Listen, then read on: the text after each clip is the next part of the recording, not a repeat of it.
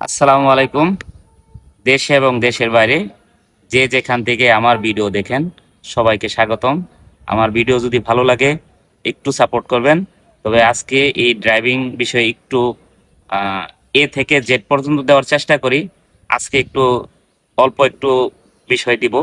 আমি যখন এই যে ড্রাইভিং সিটে বসছি, আসলে বসার পরে আমার কি করণীয়, আসলে ড্রাইভিং সিটে উঠলেই প্রথমে যে কাজটা করবেন, আগে সিটটাকে অ্যাডজাস্ট করে নেবেন। এখানে যে সিটটা, মানে এখানে একটা লক, এই লকটাকে ধরবো, হ্যান্ডেলটা ধরবো, ধরে আমার প্রয়োজন মতো আমি ক্লাস ধরবো আগে।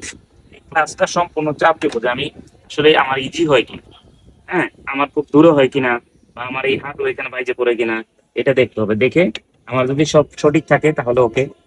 এরপরে আমার ব্যাক সাইডটা ঠিক করে নেবো। এই যে ব্যাক সাইড লকটা আমি দেখে নেবো যে আমার সঠিক আছে কিনা, বেশি খাড়া না, আবার বেশি শোয়ায়ও যেন না ফেলি, আমার একটা পজিশন মতো যেন সুন্দর হয়। এরপরে আমি সাইড মিরর গুলা দেখে নেবো, সাইড মিরর ঠিক করব, রিয়ার ভিউ মিরর ঠিক আছে কিনা, সাইড মিরর গুলা গাড়ি এবং রাস্তা দুইটাই যেন দেখা যায়, এরকম পজিশন ঠিক করে নেব। নেওয়ার পরে যেটা করব, আমি সিট বেল্ট লাগাবো। এই যে সিট বেল্ট কিভাবে ধরবেন, বাম হাতে এই লকটা ধরবেন এভাবে, তারপরে ডান হাতে এই ফিতাটাকে টানবেন, বড় করবেন। বড় করার পরে এই পাশে যে লকটা আছে এখানে আমি প্রেস করে দিব। এক হাত এই কাঁধ বরাবর ফিতাটা থাকবে, আর এই ফিতাটা আমার মাজা বরাবর থাকবে। সিট বেল্ট লাগানোর শেষ। এরপরে আমি স্টার্ট করার জন্য প্রস্তুতি নেব। স্টার্ট করার আগে দেখে নেব আমার গাড়ির গিয়ারটা নিউট্রালে আছে কিনা।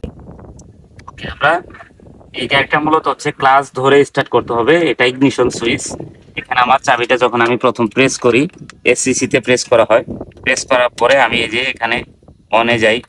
এই যে অন, অন করলে মানে আমার সব ড্যাশবোর্ডে মিটার সমূহ জ্বলে। এরপরে আমি ক্লাচ চেপে স্টার্ট করতে হবে। ক্লাচ এই জন্যই ধরতে হবে, বাড়তি নিরাপত্তার জন্য কিছু কিছু গাড়িতে এরকম পজিশন বা এরকম সিস্টেম করছে যে ক্লাচ ধরা ছাড়া স্টার্ট হবে না। তাহলে ক্লাচ ধরলে কিন্তু আমার গাড়িটা নিরাপত্তায় চলে গেল। এরপরে আমি ক্লাচ ধরে আমি চাবিটা স্টার্টে নিলেই স্টার্ট হয়ে যায়, এবং স্টার্ট হওয়ার সাথে সাথে আমি ছেড়ে দিতে হবে। ছেড়ে দিলে কোথায় চলে আসে, অনে চলে আসে। এখন অন থেকে যদি আমি আবার কখনো স্টার্ট মানে অফ করতে চাই, তাহলে কোথায় আসতে হবে, এই যে এসসিসি তে আসতে হবে, তাহলে স্টার্ট অফ হয়ে গেল। এখন এই চাবিটা যদি আমি বের করতে চাই, চাবি বের হয়, তাহলে দেখেন চাবিটা এখানে এসসিসি তে কিন্তু বের হয় না। তাহলে বের করতে গেলে এখানে নিচে একটা দেখেন পুশ করা আছে, যে পুশ, পুশ করে এসসিসি তে এই লকে আনতে হবে। লকে আসার পরে চাবি বের হবে।